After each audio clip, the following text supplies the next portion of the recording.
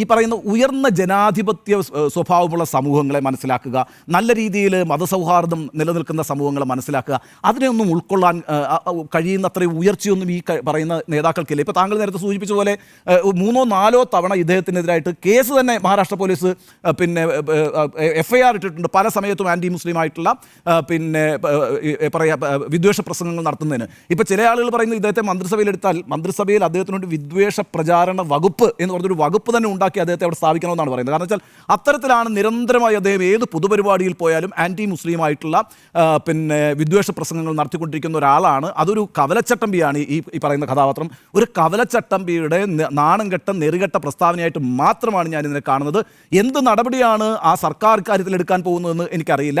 പക്ഷേ ഇങ്ങനെയുള്ള ആളുകൾ ഇത്തരത്തിലുള്ള ഉത്തരവാദിത്തപ്പെട്ട പദവികളിൽ ഇരിക്കുന്നത് ഒരു രാജ്യത്തിനൊട്ടും തന്നെ നിരക്കുന്നതല്ല, നമ്മുടെ മതേതര സ്വഭാവത്തിനൊട്ടും തന്നെ നിരക്കുന്നതല്ല.